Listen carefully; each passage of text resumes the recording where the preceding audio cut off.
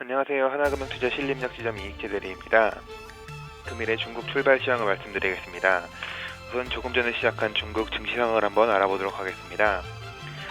상해 종합지수는 34포인트 내린 2862.76, 상해 A지수는 37포인트 내린 2994.90, 상해 180지수는 91.32포인트 내린 6639.42, 상해 380지수는 71.35포인트 내린 5008.50. 그럼 홍콩 증권시장을 한번 살펴보도록 하겠습니다.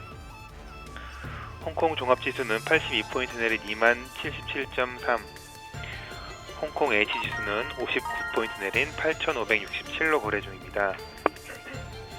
전일 중국 증시는 양해에서의 경기 부양책 기대감에 강세를 보였습니다.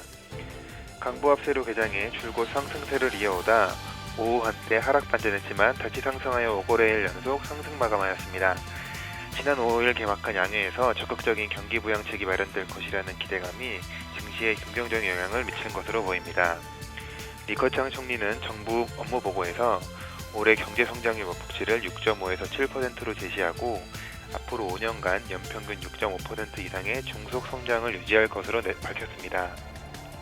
또한 재정 적자율을 기존 2.4%에서 0.6% 높여 3%로 확대하여 대형 인프라 투자 및 복지 등 재정 지출을 집중할 예정입니다.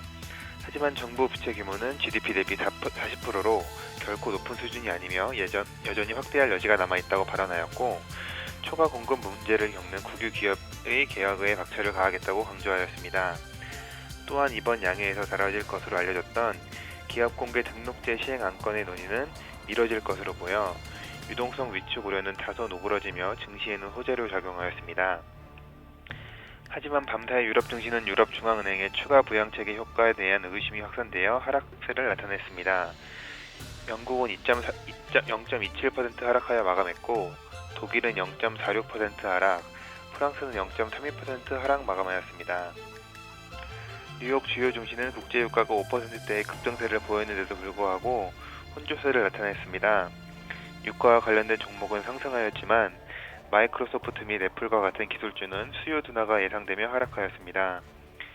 유가는 산유국들의 공급 감소 전망과 미국의 고용 등 경제지표 호조에 따른 에너지 소비 증가 예상으로 급등하여 마감되었습니다. 중국 정부는 올해 각종 세금 감면 정책을 선보이면서 기업의 투자 활성화를 유도하고 있습니다. 이에 일환으로 2012년부터 일부 지역에 시범적으로 적용된 이중과세 방지 개혁안인 연계증 제도를 올해부터 중국 전역으로 확대하기로 하였습니다. 연계증 제도란 기존 영업세 항목을 우리나라의 부가가치세에 해당하는 증치세로 전환해 구조적인 감세를 꾀할 목적으로 마련되었는데, 2012년부터 지난해 말까지 이 제도를 적용해 누적 절세액은 약 5천억 원 위안 95조 원을 넘어선 것으로 보도되었습니다. 이 외에도 기업이 노동자에게 제공하는 복지 관련 보험도 종전보다 간소화하여 기업의 부담을 덜어 원가 절감 등 경제 활성화를 가져올 수 있는 정책을 도입하는 움직임을 보여주고 있습니다. 최근 중국의 기업 부채가 신흥국 전체 기업 부채의 71% 이상을 차지할 정도로 빠르게 팽창한 것으로 보도되었습니다. 중국 당국은 여전히 사입 축소보다는 성장에 욕심을 내고 있는 상황이라 일부 전문가들은 중국발 신흥국 신용위기 발생에 대한 우려감을 나타내고 있습니다.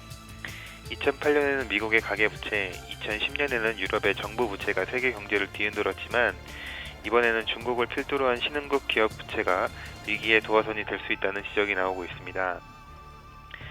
이러한 중국의 기업 부채는 미국의 기업 부채보다 많으며 한국의 12배, 일본의 4배에 달하는 수준입니다. 이는 2008년 글로벌 금융위기 이후 미국 및 유럽에서 단행한 양적 완화 자금이 중국으로 많이 흘러 들어간 것으로 보여집니다.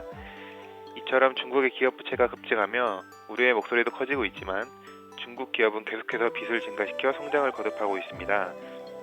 최근 중국 정부가 중국 기업 문제 해결을 위해 5월부터 대거 한계 기업 퇴출에 나설 방침에 따라 올해 중순 이후 중국 기업 부도가 속출할 것이라고 경고했습니다. 최근 중국 정부가 성장 목표치를 6.5에서 7%로 잡은 만큼 성장에 대한 욕심은 여전한 만큼 중국 정부의 대응에 관심을 기울여야 할 것 같습니다. 이상으로 중국 출발 시황이었습니다. 감사합니다.